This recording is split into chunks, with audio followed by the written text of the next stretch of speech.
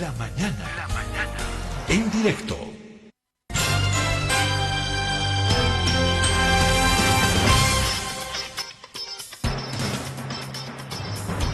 Doctor Chura, ¿cómo está? Un gusto saludarlo, buen día, bienvenido. Muy buenos días, gracias por la invitación, gracias por recibirme en su prestigiosa emisora.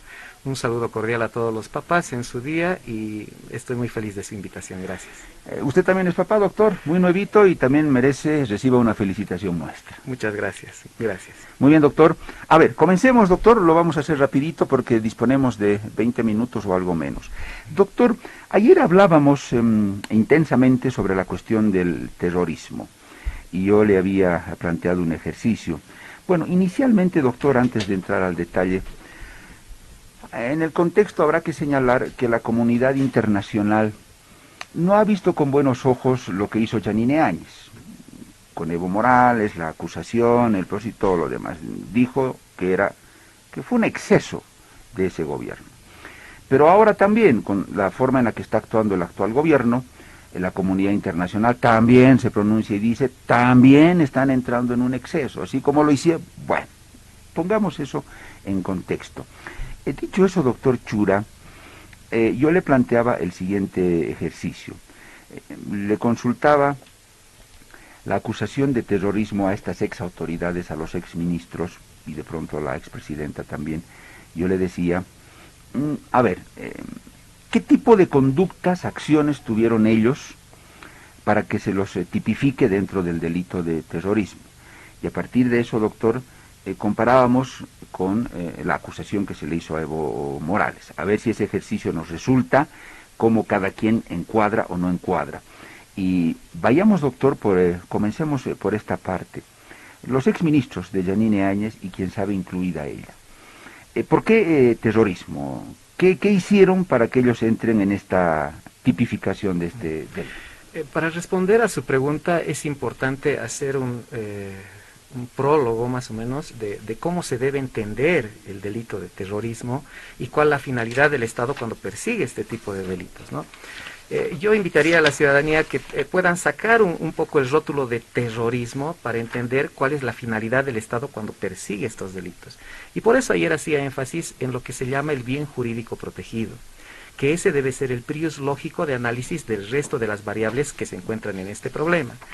El bien jurídico protegido es la seguridad interna del Estado y este bien jurídico, la seguridad interna, es lo más importante que tienen todos los estados. Entonces, llámese terrorismo, llámese alzamiento armado, llámese sedición, llámese atribuirse los derechos del pueblo, pónganle el nombre que deseen. Lo importante de establecer una tipificación penal para resguardar este bien jurídico, ese es el prius lógico de análisis. ¿Por qué es importante resguardar la seguridad interna del Estado? Como lo dijimos ayer, la seguridad interna del Estado es ese respeto que se exige vía penal de todos los ciudadanos a un esquema normativo básico y fundamental del cual deviene el ejercicio del resto de los derechos. Eso es lo que debe entender toda la ciudadanía. El Estado tiene en la Constitución y en sus leyes ese esquema mínimo, la última frontera que si se desconoce no existe ningún derecho. Si no hay constitución, si no hay leyes, no hay derecho a la salud, no hay derecho a la educación, no hay derecho a la propiedad privada, no hay derecho a la libertad. Si un imputado cuenta con un abogado defensor es porque hay ese esquema jurídico. Entonces, por eso es importante que se catalogue penalmente los comportamientos que atentan contra ese esquema jurídico. Porque cuando alguien atenta contra ese esquema jurídico, está desbaratando toda la estructura del Estado que defiende los derechos. Ese es el prius lógico de análisis que deben realizar todos. Además, doctor, el terrorismo, hago este paréntesis, entre las varias características que tiene, ya le digo, es muy amplio, extenso en sus definiciones, en fin, en cuanto al alcance que tiene. Los móviles normalmente suelen ser políticos, doctor, ¿no? En el terrorismo. Tiene un componente político. El que se organiza para delinquir de esa manera, ya sea en un grupo armado, muchas veces puede tener el objetivo de desestabilizar a un gobierno, doctor, claramente, desestabilizar, o solamente, ¿qué le digo? Usted lo decía ayer, generar zozobra en la sociedad para lograr un fin, vía ese gobierno. No necesariamente, si genero zozobra, no necesariamente quiero sacar al gobierno, pero sí lo quiero poner contra la pared, para que haga lo que yo quiero, lo que le estoy pidiendo. Es muy interesante, ¿no? Ese componente me parece también digno de ser analizado. No lo vamos a hacer acá profundamente, pero es uno de los detalles que me llama la atención también. Efectivamente, y precisamente debemos entender estos tipos penales que protegen esta estructura del Estado. El legislador los crea no para proteger un partido político, no para proteger a un mandatario, no para proteger una gestión de gobierno. Estos tipos penales, el legislador los incorpora para proteger el esquema jurídico del cual devienen todos los derechos, sea quien esté en función de gobierno. Entonces, lo que sucede es que la interpretación política lo que hace es decir que estos tipos penales se han creado para proteger partidos políticos, y no es así. El legislador crea estos tipos penales para proteger esa última frontera, sin la cual, sin ese contrato social, no hay derechos. Eso es lo que debemos entender. Para que, doctor, el que pueda estar descontento con esa estructura y esas reglas de juego, para que él no pueda, apelando a estos mecanismos delictivos, destruir eso y comenzar a generar un caos que pueda arrastrar a la sociedad. Pero, doctor, en eso que usted ha explicado, yo también era muy enfático ayer al decir que el resguardo, el cuidado de la vida es una de las cosas fundamentales. No he tenido la oportunidad, doctor, de revisar toda la legislación comparada, como se le llama, pero sí he podido percibir que muchos países, al tipificar o al conceptualizar el delito de terrorismo, ponen como prioridad número uno la protección de la vida, fundamental, ¿no? Así es, efectivamente. ¿Y por qué ponen como prioridad la vida? Porque debajo de este esquema normativo, que es el bien jurídico más alto de una estructura de un Estado, devienen los otros derechos, y en jerarquía, por peso específico constitucional, está el derecho a la vida. Primero está el esquema jurídico, porque si no hay ese esquema jurídico, pasamos a un estado de naturaleza en el que no hay respeto a ningún derecho. Después de ese esquema jurídico está el derecho a la vida, está el derecho a la libertad, está el derecho a la integridad física, el derecho a la salud, y así hay un orden jerárquico de derechos que lo maneja la ciencia del derecho. Por eso es que yo hacía énfasis ayer en que para analizar estos aspectos debe utilizarse las categorías de la ciencia del derecho y no de la política, porque la política se maneja con criterios abstractos, en cambio el derecho como ciencia reposa en conceptos específicos. Entonces, lo que les había explicado es que esos bienes jurídicos lo que protegen es esa estructura básica. No protegen a un partido de gobierno, no protegen a un candidato, no protegen una estructura de gobierno, no, protegen este mínimo de normas que es el contrato social, sin el cual no hay derechos. Entonces, llámenle terrorismo, llámenle sedición, llámenle alzamiento armado, o pónganle el nombre que deseen en cualquier parte del mundo, debe catalogarse un delito que va en contra de este esquema jurídico, porque eso es lo más importante. Sin eso no hay ningún derecho. Entonces, esa es la importancia de tener un tipo penal que protege ello. En nuestro país se llama terrorismo. Lo que pasa es que hay una falta de comprensión semántica entre la palabra terrorismo y no entendemos la finalidad legislativa. Por eso es que las interpretaciones que manejo yo, a diferencia de lo que usted me decía ayer, no son interpretaciones mías. Lamentablemente, quienes se dedican al discurso político nos ingresan a la ciudadanía y a todos en esa categoría. Dice, esa es su interpretación. No. Estas interpretaciones que yo realizo nacen de la ciencia del derecho. Existe un mecanismo interpretativo de normas que lo establece la ciencia del derecho, no lo creo yo. Y este mecanismo interpretativo de normas lo utilizan todas las cortes constitucionales del mundo. Este mecanismo interpretativo lo desconocen los políticos. Pero acá, doctor, claro, hasta yo coincido con usted.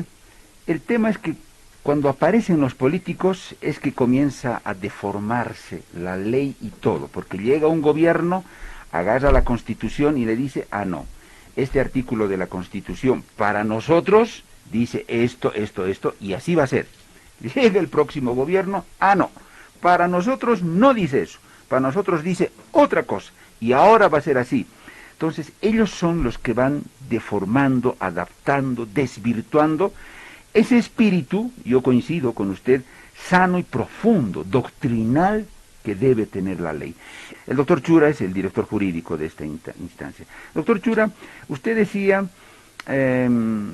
El problema acá es que no estamos, bueno, las interpretaciones, doctor, de la ley, las hacen normalmente políticos, las hacen todo tipo de profesionales, y usted decía, doctor, acá los que tienen, deberían hablar mucho más los abogados.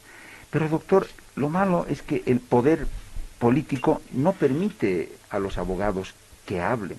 O si van a hablar, primero les ponen una camiseta, doctor, y les dicen, bueno, ahora sí tú eres verde, y como abogado vas a hablar en esa línea. Dale, vamos.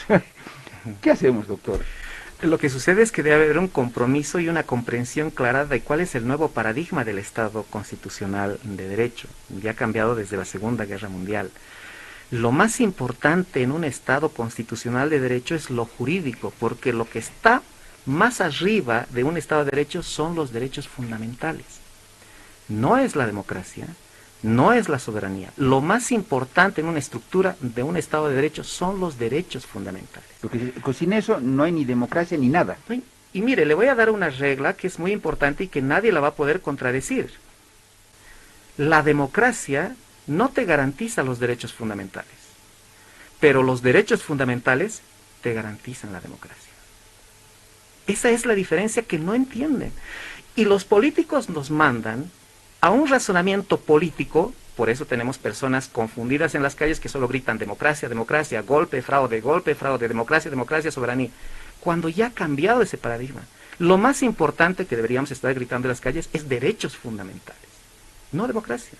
Porque a título de democracia se han realizado los peores horrores de la historia. El nacionalsocialismo, el holocausto, los campos de concentración nazi tenían rasgos de democracia. Había un parlamento que funcionaba. Votaron por Hitler, doctor. Así es. Votaron por Hitler. Y nosotros, así es, y nosotros estamos gritando en las calles democracia. La democracia no te garantiza derechos fundamentales, pero los derechos fundamentales sí te garantizan democracia. Y una dictadura, si de pronto la democracia en esencia no es la que necesariamente te garantice esos derechos ya preestablecidos por un contrato, hoy en día ya mundial, ni siquiera solamente de una sociedad, ¿una dictadura puede garantizarte esos derechos? Si nos dejamos de ese discurso, digamos, ¿no? Que si la democracia, la democracia, la democracia. Entonces, comencemos a bucear más adentro, doctor. ¿Una dictadura, a pesar de ser tal, te puede garantizar derechos? ¿O es algo que no da, incoherente? Tiene muy pocas posibilidades de garantizarte derechos porque no se construyen legitimidades. ¿Cómo lo explico eso? Los derechos fundamentales utilizan a la democracia para construir legitimidades. Cuando tú tratas de imponer derechos fundamentales sobre la base de una dictadura, no estás construyendo legitimidades. Porque además, doctor, el derecho implica límite. Exacto. Al poder. Exacto. Límite al poder. Y es donde ya no encaja con dictadura. La democracia concuerda, comulga plenamente con ese principio, límite. Sí, pero la democracia es un medio, no un fin en sí mismo. Pero como el derecho, como tal, como los derechos. Los derechos son un fin en sí mismo. En cambio, la democracia es un medio, no un fin en sí mismo. En cambio, los señores políticos nos mandan a que la democracia sea un fin en sí mismo, como si de la democracia dependerían los derechos, y no es así.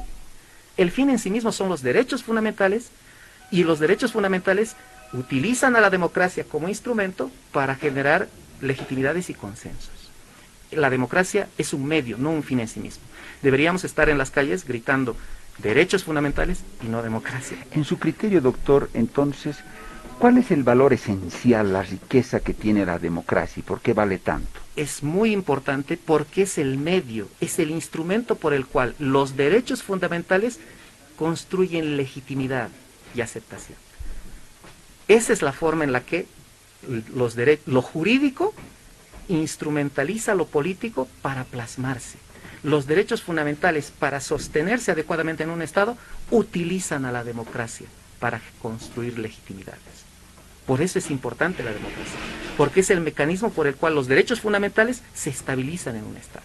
Además, esa legitimidad que le da la democracia, doctor, como sistema de gobierno y forma de relacionamiento en la sociedad, puede incluso generar esas condiciones que usted dice para abrir un debate que de pronto pueda cambiar el mismo derecho como tal. O sea, o discutir, este derecho me parece que hay que ampliarlo o hay que acortarlo.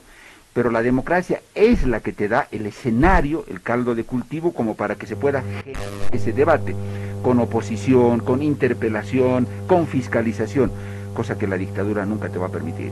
Así es, pero usted toca un punto trascendental que es lo que yo quisiera explicar a toda la ciudadanía ahora, ¿no? Hay algo importante que la ciudadanía debe conocer, ¿no? ¿Por qué lo jurídico está en lo más alto de la estructura? Porque los derechos fundamentales son los que le da razón de ser a todo el Estado de Derecho, la protección de los derechos fundamentales. Y lo jurídico está ahí arriba porque este esquema normativo, la Constitución y demás, nos protege a través de estos derechos, no solamente en contra de agresiones que pueda hacernos un vecino, sino nos protege incluso de la misma soberanía popular.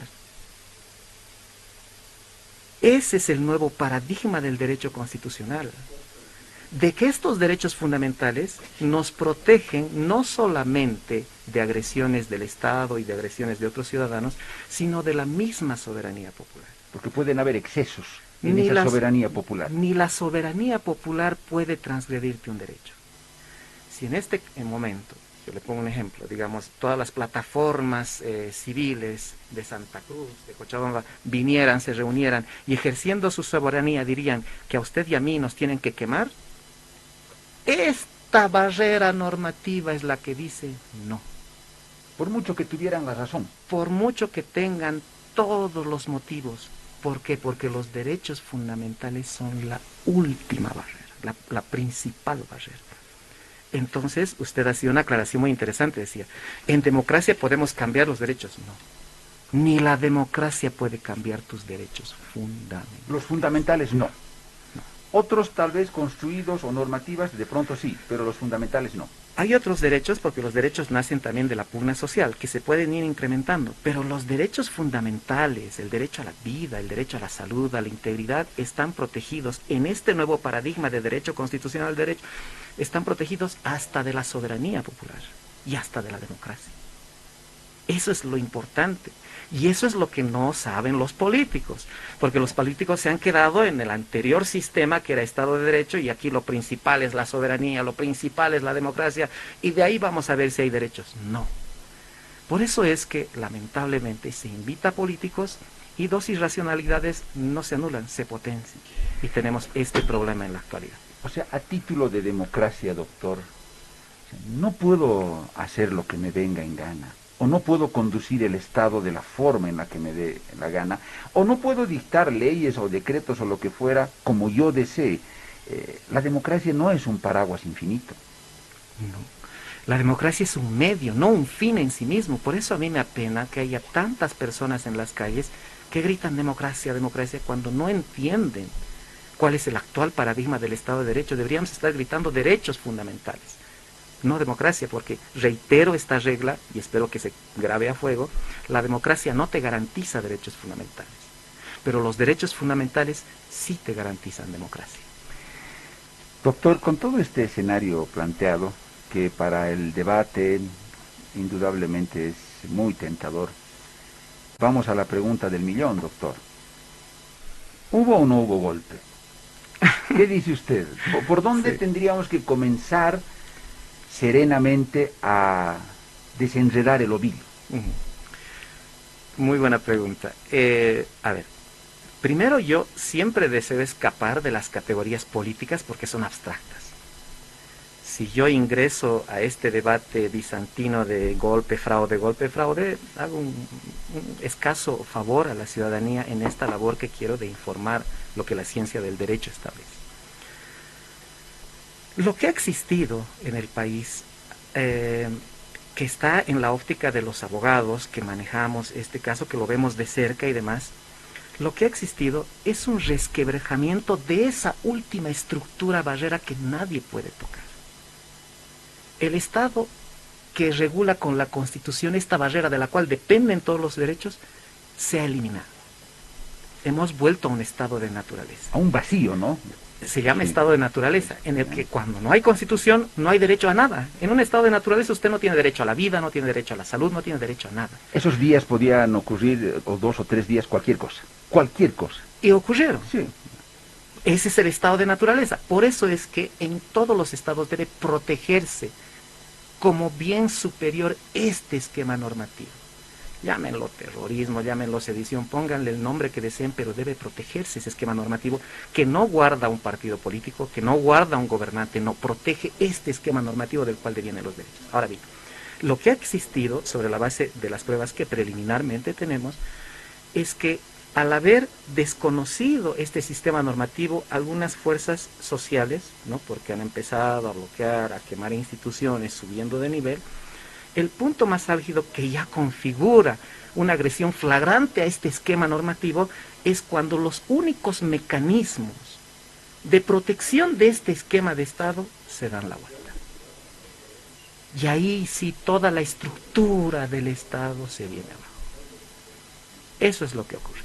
Doctor, Llámenlo, le decía a usted, golpe de Estado, llámenlo golpe de suelo, llámenlo lo que sea, eso es lo que ha ocurrido en realidad. doctor, ahora lo que sobre todo los políticos, doctor, no quieren entender, no quieren entrar a esa discusión sana y honesta, doctor, porque esa tiene que ser una discusión honesta sobre todo, porque para ir a dialogar tienes que dejar tus pulsiones de la muerte, definitivamente. Si quieres ir a dialogar, doctor, deja atrás tus pulsiones de la muerte. ¿Eso qué quiere decir? Eliminar al otro. E imponerme, sí o sí, con mi visión de mundo. Pero eso no lo quieren hacer los políticos. Yo coincido, doctor, en que se rompió ese esquema. Es muy cierto. Ese orden institucional, constitucional que tenemos, se rompió. Y pasó todo lo que pasó, comenzó el incendio, en pocas palabras. Pero, doctor, y ahí yo no digo que los que tengan que asumir responsabilidad la asuman. De las cosas malas que hicieron o delitos que cometieron, que respondan, doctor. Yo no soy quien como periodista para defender a Áñez, o para defender a Evo, o para condenar a Áñez, o para condenar a Evo. No soy quien.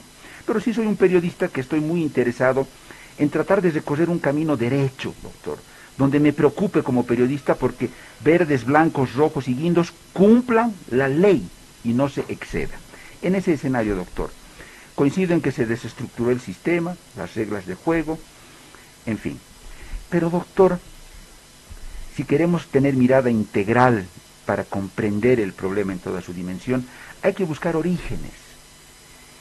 Y una gran pregunta, doctor, yo diría, si no se saltaba la disposición constitucional que establece una sola reelección y la respetábamos serena y militantemente, doctor, nada de esto hubiera ocurrido. No quiero justificar, doctor, lo que después pudo haber venido. No estoy diciendo con eso, mató, pero como en el principio hicieron eso ellos, el que mató ahora debe ser perdonado. No estoy en eso, doctor. Pero vayamos a ese origen. Si yo, dentro de esas reglas del juego, doctor, que me establece mi Constitución como la brújula central del barco que es mi país, en algún momento la violo y me salto una regla que no le gusta al resto de los viajeros en el barco, genero protesta, indisposición, malestar, indignación, es posible, doctor, que termine hundiendo mi barco. Porque mientras yo sigo timoneando el barco, los de atrás van a comenzar a pelearse, a arrojarse sillas, botellas, me van a perforar la base del barco en un momento y me hundo. ¿No ocurrió algo de eso, doctor? ¿Cómo analizamos ese primer escenario que es el inicio de la mecha? ¿Usted en qué lugar del análisis lo pondría? A ver, en todos los escenarios en los que se desestructura esto más básico que tiene el Estado, pueden existir una infinidad de causales, ¿no? Puede existir este problema del referéndum, revocatorio y demás, pueden existir. Lo importante es que la ciudadanía, con mucho menos exigencia para ellos porque tiene el derecho a la protesta, pero fundamentalmente los funcionarios públicos que se someten a esta estructura, cuando tienen este conflicto lo administren en los marcos que este esquema establece. Si tú tienes un problema de un referéndum que supuestamente se alteró y demás, tienes que hacer uso de los mecanismos que este mismo sistema te impone. Porque si no haces uso de estos mecanismos que este sistema te impone, volvemos a ¿qué? Otra vez al estado de naturaleza. Por ejemplo, hoy si tenemos un descontento con la forma de gobierno en cuestiones de salud, y decimos, ah no, el gobierno erró. Aquí erró, hizo mal. ¿Cuál es la salida? Nuevamente hacer esta desestructuración de lo de arriba para volver al estado de naturaleza, y otra vez, en un año podemos tener hasta 3 mandatarios. La solución a los problemas anteriores debe partir por el mismo respeto a esta estructura. Y cuando un gobernante no hace respeto a esta estructura, entonces él es el que está destabilizando. Él es el que está destabilizando. Por eso el gobernante debe de mantenerse en estos niveles. Pero fundamentalmente los niveles, los 2 pilares básicos para que esta línea última no caiga, deben mantenerse incólumes en todo momento. ¿Cuáles son esos pilares? Fuerzas Armadas y Policía Boliviana. Porque son las únicas instituciones que tienen el monopolio de las armas. Si tú bajas estos 2 pilares, una simple manifestación se convierte en toda esta destructuración que nos pasa al estado de naturaleza. Pero doctor, acá hay un problema. Usted bien dice que los derechos, que la democracia ayuda a legitimar esos derechos fundamentales, les da fuerza. Y es esta misma legitimación a partir del respeto de los derechos que gana un gobernante, doctor. Esa legitimación abraza al gobernante porque el gobernante adquiere un compromiso de cumplir esos derechos, normas, leyes y constitución. Pero el momento, doctor, que se cae la legitimidad, automáticamente usted pone en tela de juicio la normativa jurídica, hasta pueden entrar en riesgo los derechos fundamentales. Y cuando esa legitimidad ha sido perforada, doctor, para el poder, para quien está ejerciendo y administrando el Estado, pone contra la pared y en un laberinto muchas veces a las fuerzas del orden. Porque el que perdió legitimidad, doctor, en una sinrazón de no entender que perdió la legitimidad, obviamente aplica lo que usted está diciendo. Ustedes se deben a un orden constituido, en fin. La calle está diciendo otra cosa, por un error del gobernante. Las Fuerzas Armadas se ven en una encrucijada. ¿Qué hago? Escucho a esta gente que está enardecida porque se equivocó este señor al que le debo subordinación, o me quedo con la gente. ¿Qué hago? Y en ese momento, ¿quién salva a las fuerzas del orden? En ese enclave que es el más difícil que tienen estos fenómenos, que tienen alto componente jurídico, la obligación de las únicas instituciones que manejan el monopolio de la fuerza es mantenerse bajo ese orden y resistir. El mismo código lo dice. Y aquel funcionario que no resista la rebelión. Resistir en los márgenes que los derechos fundamentales te establecen. No puedes resistir matando a las personas. Tienes que resistir. Tienes que mantener este esquema jurídico hasta lo último. Y si este esquema jurídico se cae por esta presión, vuelves a un estado de naturaleza, pero no has desestructurado él, sino ha sido su secuencia natural. Ahí, doctor, usted abre... Y ahí le hago un paréntesis, perdón. Sí, sí. Porque si tú tienes la capacidad, como 2 pilares que manipulas la fuerza, de interpretar la voluntad popular en cualquier momento, estamos perdidos. Mañana 4 manifestaciones en diferentes departamentos, en criterio de estos pilares que monopolizan la fuerza, puede decir, la gente lo pide. Entonces la función es una resistencia última a este esquema. Una resistencia última. Y eso es lo que se está investigando. Si esta resistencia última se dio, o esta resistencia última nunca se dio. Claro, doctor, y ahí usted abre otro escenario que es muy interesante y que también, nos guste o no nos guste, es un escenario al cual apelan las sociedades, la boliviana y todas en el mundo, cuando llegue el escenario de la solución política. Cuando evidentemente, doctor, se ha debilitado absolutamente la institucionalidad jurídica y ya no alcanza para la comprensión de la confrontación en una sociedad, porque claro, usted no va a salir a la calle incendiada a decirle mire, ¿sabe qué? La estructura jurídica dice, y usted tiene que quedarse quieto y no puede, y usted, señor de las Fuerzas Armadas, no debe salir de su cuartel, todos tranquilos. No, doctor, la gente no lo va. Entonces se impone, por inercia, doctor, la solución política. Está bien, no es correcto lo que vamos a hacer, pero hay que buscar una solución. Y son en esos momentos, yo no sé si las Fuerzas Armadas cometieron el error de hacerlo público, de hacer pública la sugerencia de renuncia. Podían haberlo hecho como lo hicieron las Fuerzas Armadas con Gonzalo Sánchez de Lozada. Luego nos enteramos, los bolivianos, que le habían quitado su apoyo y le habían dicho, señor Goni, váyase, porque nosotros no vamos a salir a matar a la gente. Y si usted nos da a elegir entre matar a la gente y pedirle su renuncia, nosotros le pedimos su renuncia. Pero de eso no nos enteramos hasta mucho tiempo después. En este caso, tal vez, ese pudo haber sido un exceso. Podían haberlo hecho internamente dentro del marco de esta solución política, doctor, y decirle, señor Morales, esto es insostenible. Nosotros hemos resistido hasta acá y no podemos más. Y si salimos, va a morir gente. Díganos qué hacemos, pero yo no voy a dar un solo tiro como militar. ¿Qué hago? Entonces, doctor, ese escenario de pronto tal vez se dio, pero de una manera dura y pública, ¿no? Sugerimos que renuncie. El reglamento militar establece que puede hacer sugerencias, pero, doctor, la solución política cae por peso propio. Y en este caso, las Fuerzas Armadas parecen haber apelado en última instancia a eso. ¿Lo hicieron público? Bueno, es otra polémica, ¿no? Que no debieron hacerlo, podían haber optado por el otro camino. De hecho, para mantener esta estructura básica, y si somos coherentes con esto que establece la ciencia del derecho, estas fuerzas que son las que mantienen la estructura nunca deben darse la vuelta. Nunca deben darse la vuelta. ¿No? Porque si entramos en el terreno peligroso que usted plantea, las Fuerzas Armadas tienen la capacidad de interpretar la sociedad, de liberar, estamos perdidos. Estamos perdidos. Pero, doctor, la fuerza de ese nunca, que nunca lo hagan, es el cumplimiento de la ley, doctor.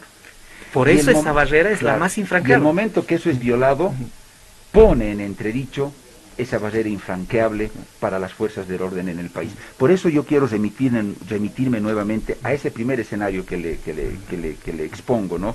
La Constitución establecía solo una reelección, se vulneró eso, doctor, porque finalmente la propia gente del MAS lo ha admitido, que fue un gran error haber hecho ese referéndum. Entonces, doctor, hay un inicio que también debe ser evaluado en su justa dimensión como causal también dentro del análisis integral de esta situación, porque si lo vamos a parcelar y anacrónicamente vamos a hacer el juzgamiento o el análisis, nos estamos envenenando como sociedad, doctor, y estamos sembrando nuevamente tormentas. Doctor Chura, vuelvo a mi pregunta. Quienes promovieron o fueron protagonistas de esta ruptura, porque también es una ruptura, de la Constitución y de la disposición constitucional a partir del 21F y todo lo demás, habiendo además de por medio un reconocimiento de que sí fue un error y que nunca debió haberse hecho, esa parte de la historia, de esta historia, doctor, triste historia, debe ser también investigada. Los que estuvieron en eso deben dar cuenta también de esta ruptura, de esta parte, doctor, que desencadenó todo, o no, o los exoneramos de toda responsabilidad y nos olvidamos de esa parte. Le respondo. Un paréntesis previo. Nada justifica que se rompa este esquema último. Nada. Y eso tenemos que entenderlo bien. Nada. Ni un 21F, nada justifica que se rompa este esquema. Nada. Porque cuando se rompe este esquema desaparecen todos los derechos. Si hay algún reclamo de la ciudadanía, ese reclamo también debe enmarcarse en esa estructura. Porque si los reclamos de la ciudadanía desconocen esta estructura, volvemos al estado de naturaleza. Pero es que esta sociedad no es así, ni sus políticos son así, doctor, lamentablemente. Y eso es responsabilidad de los políticos que no manejan categorías jurídicas, que no han transitado a este nuevo paradigma de Estado constitucional de derecho. Y ahí los medios de comunicación tienen alta responsabilidad, porque solo invitan a políticos que no tienen conocimiento jurídico, y que no saben que en el nuevo paradigma los derechos fundamentales están ahí arriba, lo jurídico está ahí arriba, y esa parte jurídica nos protege incluso de la soberanía popular. Por eso es que ni un 21F justifica que se rompe ese esquema. Ahora, doctor, ahí sigo sosteniendo mi pregunta, espero que me la responda, Claro doctor, que sí. pero hago un paréntesis. Es que, doctor, esto es muy relativo a veces, ¿no? Y yo creo que en la ley y en el cumplimiento de la norma no hay relatividades. Eso sí, lo tengo claro. Quienes relativizan eso son los políticos, su inconducta y su irrespeto a la ley y la deformación de la ley. Vuelvo al tema que usted decía, por ningún motivo debió haber ocurrido esto, debió haber las Fuerzas Armadas, en fin. Todo. Pero, doctor, porque usted señala además y dice, es la propia estructura institucional del Estado que debe activar sus propios mecanismos para administrar esos conflictos, reordenarlos y ponerles freno y evitar que desencadenen y lleguen a estas situaciones cero y de vacío. Doctor, en el presente caso teníamos dos filtros muy importantes. Primero era el Tribunal Constitucional. Pudo haberlo resuelto rápido. Yo creo que nadie se hubiera enojado. Pudo haber. Era un gran filtro. No lo hizo. Segundo gran filtro, Tribunal Supremo Electoral, otro órgano del Estado. Pudo haber también frenado eso. Yo sé que hubiera generado un conflicto de poderes, doctor. Estoy consciente, pero creo que valía la pena.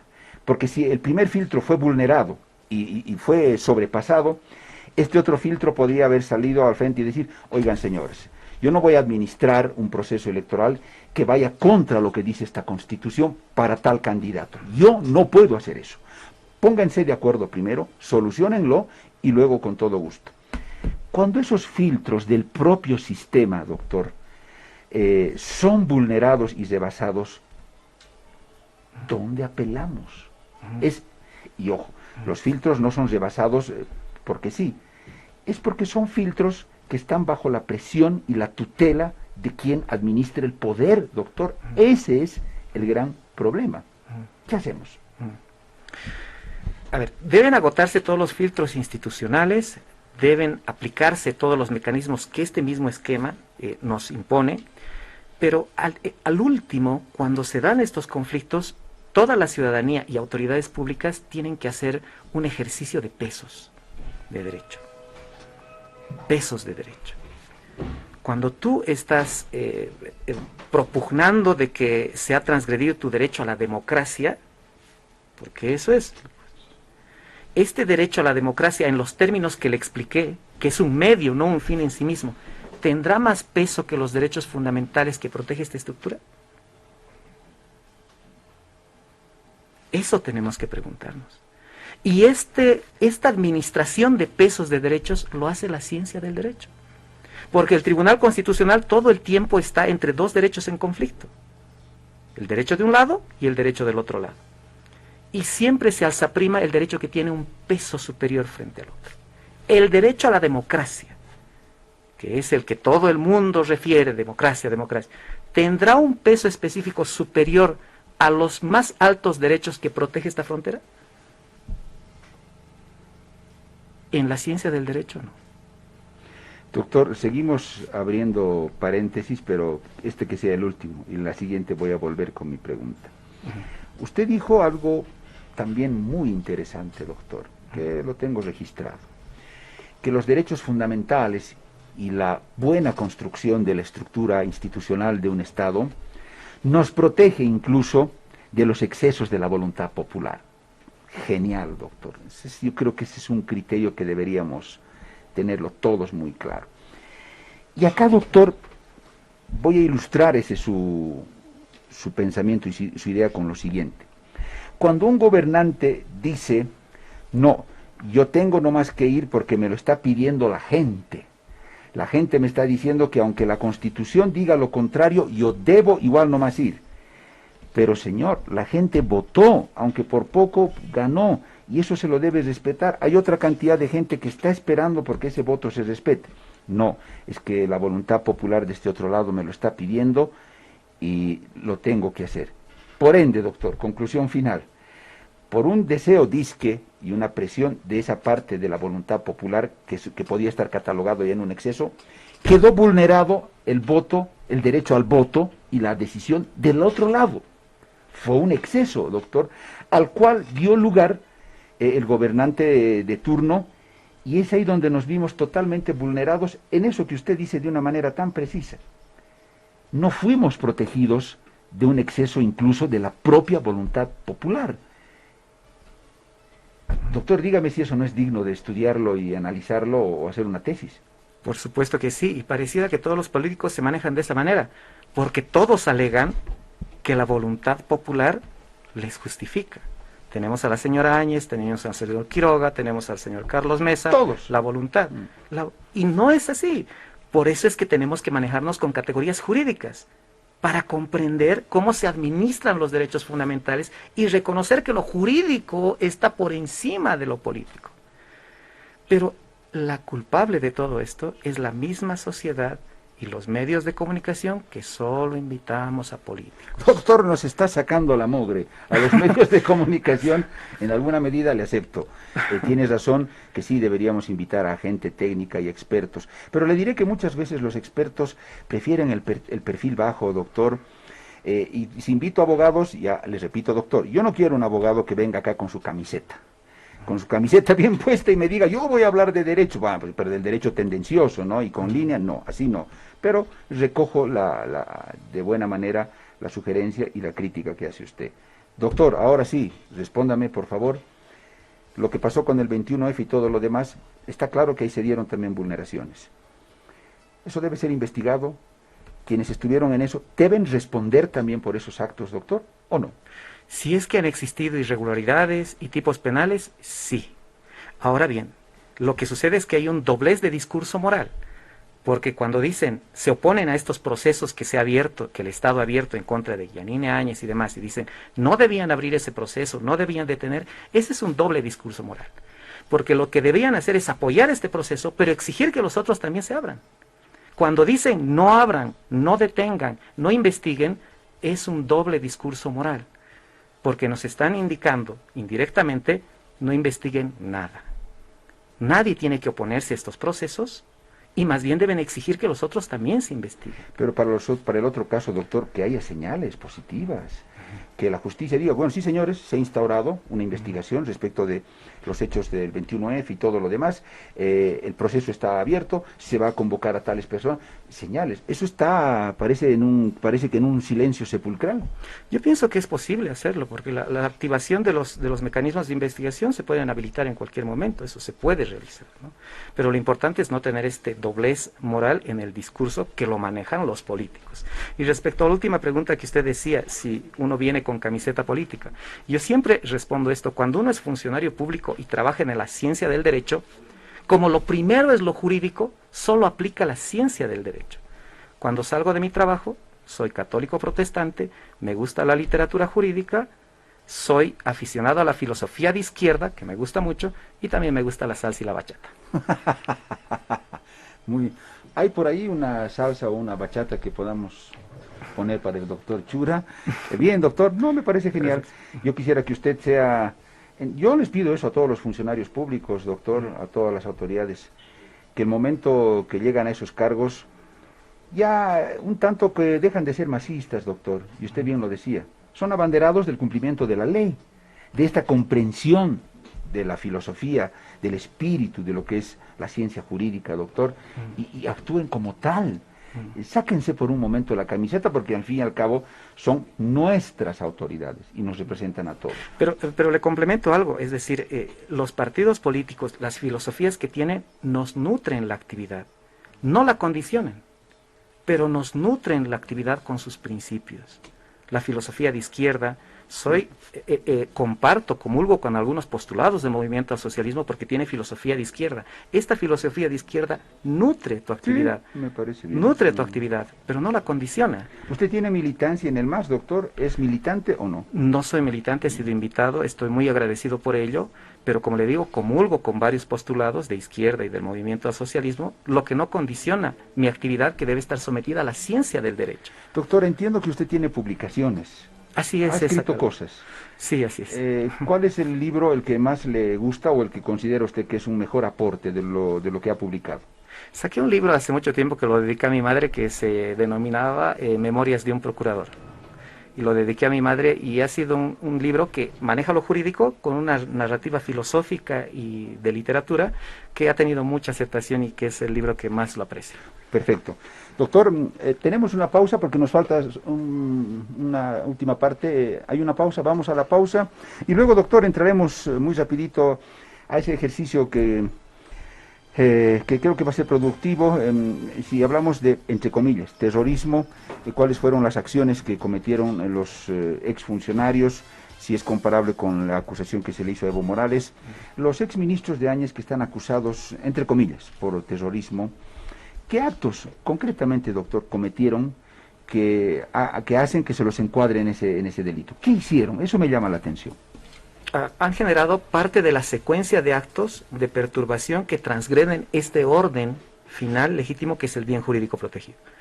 Han realizado, de acuerdo a las pruebas que tiene el Ministerio Público, han realizado, como diputados y demás, han realizado manifestaciones en Beni y Trinidad que han potenciado. Es uno de los elementos más, después quema de instituciones y demás, que permite generar esa variable que es la transgresión a ese orden jurídico establecido. O sea, con sus declaraciones, con lo que dijeron... No, cuestiones físicas y materiales, ¿no? Se han generado bloqueos, se han generado una serie de actos que laceran este bien jurídico protegido. Claro, pero concretamente ellos, ¿qué hicieron? ¿Qué dijeron? No sé si declararon, escribieron, o sea, esas cosas concretas, ¿dónde están? Hay un enlace que el derecho de razonamiento probatorio nos establece, es que ellos como diputados nacionales tenían grupos de gente que generaban bloqueos.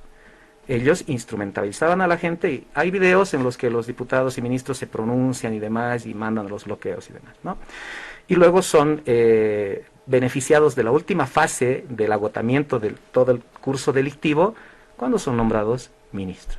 Es decir, que esa actividad que transgrede este margen jurídico tuvo un agotamiento delictivo que fue cuando ellos ya fueron ministros. Se estaba direccionado este comportamiento para generar que ellos sean luego... generaron zozobra en la población y todo lo demás. Que es parte de lo que protege ese bien jurídico que ya más o menos creo que la ciudadanía también nos entiende, ¿verdad? Eso no protege a un partido político, no protege a un gobernante, protege esa estructura última que no podemos tocar. Perfecto.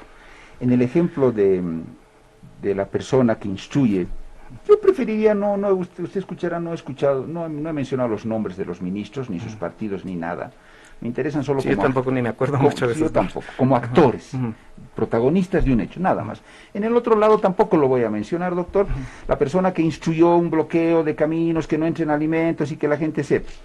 Bajo la lógica argumental que usted ha expuesto en este momento, yo encuentro plena coincidencia con lo que hizo esa persona. Le explico las diferencias ahora. A ver, doctor. Las diferencias. Las diferencias están en que entre los ahora imputados ministros formaban parte de este grupo que tenía el dominio del hecho para generar la lesión a este. Ministros, la señora Yanine Áñez, están también los jefes del alto mando militar, que juntos han generado toda esta secuencia de actos que tuvo por último defenestrar esta barrera última con el rechazo de los últimos 2 esquemas de fuerza que le quedaban al Pero esa vez Estado. no eran autoridades todavía. No eran autoridades, por eso se los está procesando. No eran autoridades. Porque generaron este mecanismo sistemático, conjuntamente las Fuerzas Armadas, para que esta frontera desaparezca. En el caso del señor Evo Morales, hubo los primeros atisbos de ello, pero no se generó toda la secuencia de actos que permitió que la estructura se caiga. También podría ser investigado, pero no como este delito que transgrede esta frontera última, sino como delitos de atentados a los medios de comunicación y transporte, atentados a la salud. Usted dice no terrorismo. No, porque el bien jurídico protegido del terrorismo es esa estructura última. Pero... Cuando se lastima la estructura última con potencial de afectación, ahí sí. Pero doctor, el que estaba instruyendo el bloqueo por teléfono, sí. ¿Qué objetivo cree usted que tenía? ¿No era solamente que una calle quede bloqueada o causarle un dolor de cabeza al comandante de la policía? No, doctor. La cosa era generar una situación de alta presión para el gobierno de ese momento, pero de altísima presión, y obligarlo seguramente a que salga o renuncie. El escenario teórico, conductual, si usted quiere, doctor, es muy similar. Yo no... Ojo, pienso que puede ser en ambos escenarios estaría de alguna manera de acuerdo en la percepción de la comunidad internacional que dice, es un exceso haberle chantado a Evo Morales lo de terrorismo. Perfecto. Es un exceso haberle puesto a Áñez y a los otros terrorismo. Está bien, la comunidad internacional lo mira así y de alguna manera estoy de acuerdo, doctor. Por eso le digo, después de lo que usted acaba de explicar en el caso de los exministros, pero calza perfectamente con lo que hizo también el otro señor, doctor. Yo no le veo mayor diferencia si queremos ser sensatos y coherentes en la lectura de los hechos. Hay una diferencia diametral entre ambos aspectos, porque usted puede tener un criterio subjetivo en sentido de que la finalidad era llegar al mismo resultado. Yo puedo tener la finalidad de derrocar este gobierno y puedo pararme en la Plaza Murillo en este momento a bloquear. Tengo la finalidad, pero mis actos, la potencialidad de mis actos no generan resquebrajamiento de esta estructura, por mucho que yo tenga la intención. Y además haya Por eso, en un acto. Y por eso es que la comunidad internacional dijo de que era un exceso a Evo Morales, porque no se generaban los otros mecanismos de esta secuencia de actos que generen esa desestabilización inminente.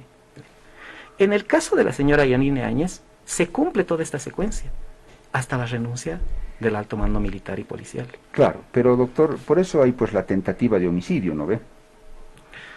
O sea, no porque no lo haya matado, no deja de ser delito. O sea, no lo ha matado así, miren, le has roto la cabeza terriblemente, y no, pero no lo ha matado, váyase tranquilo, ¿no, doctor? O sea, ahí la justicia interviene y dice, usted quiso hacer esto. Y si lo lograba hubiera sido terrible. Bueno, en esa dimensión habrá que juzgar, ¿no, doctor? Así es, ve qué importante es tener algo de criterio jurídico, usted maneja bien ese término, que puede haber la tentativa. Ahora les respondo con categorías jurídicas. Para que la tentativa sea sancionable, el medio debe ser óptimo para lograr el resultado. Yo puedo querer tratar matarlo a usted con un cuchillo de papel. Hay tentativa, pero el medio es óptimo. Eso es lo que maneja la ciencia del derecho. Y reitero, solo escuchamos a políticos, no a la ciencia del derecho. En este caso, entonces, en ambos casos, a uno lo acusaremos, no lo logró, pero tentativa de terrorismo, si quiere. Pongámosle el nombre que usted quiera con eso. Al otro usted dice lo acusamos ya de terrorista como tal, pero doctor, es un delito grave. El hecho de que estos señores hubieran instruido, hubieran hablado por teléfono, el otro también lo hizo. Se consumó. No sé qué grado de participación o qué grado de efecto absoluto habrá tenido, porque al fin y al cabo, doctor, los que lograron una salida no fueron estos señores de la oposición que poca o ninguna fuerza tenían, doctor. Esa gente que estaba en las calles protestando, ellos son los que lograron el efecto deseado.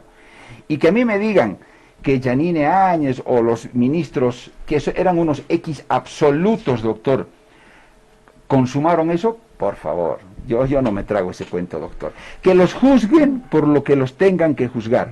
Pero si ya metemos la categoría de terrorismo para estos señores y para el otro señor también del teléfono y la llamada, sí me parece excesivo, doctor, de pronto.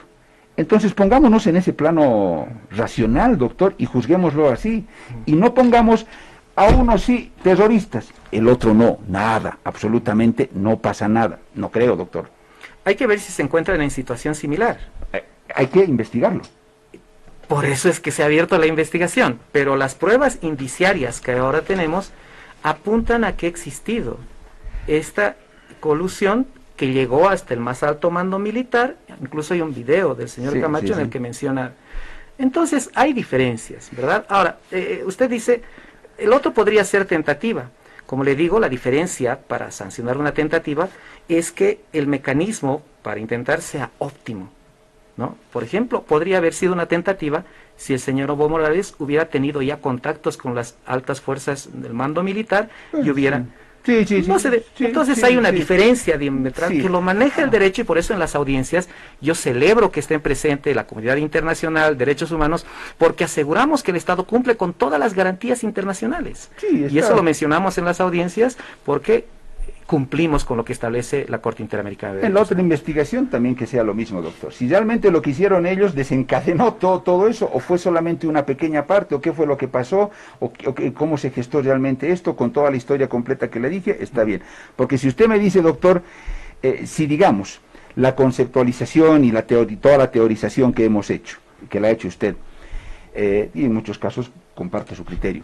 Pero si esa teorización y conceptualización que hemos hecho, vamos a intentar calzarla a la perfección para liberar a uno y condenar a otro, eso yo creo que no va, doctor. O sea, la investigación que lo diga, pero una investigación transparente. Exacto. Las conclusiones a las que arribamos se manejan sobre premisas probatorias que tenemos en un momento. Pero vuelvo a reiterar, las interpretaciones que se hacen de esto de la tentativa no son mías. Aparentemente No son. indicios, pero que al final, la palabra final la tenga Claro. ni usted ni yo. Pero el método de interpretación que yo efectúo no es mío, es de la ciencia del derecho. Pero los políticos dicen, no, son sus interpretaciones. No, es la ciencia del derecho. Y Por eso le hablé de una tentativa.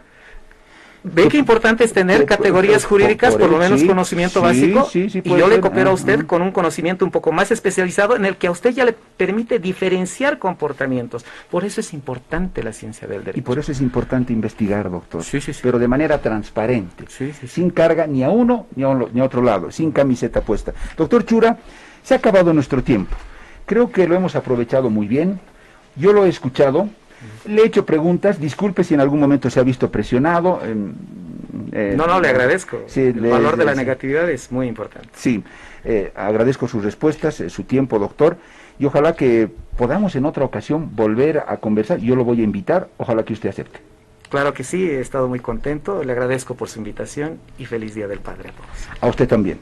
El director jurídico de la Procuraduría General del Estado, el doctor Luis Guillermo Chura, estuvo acá en la mañana en directo en Herbol. Tuvimos esta charla, tal vez sí un poco extensa, pero ojalá le haya servido. A mí como periodista me sirvió.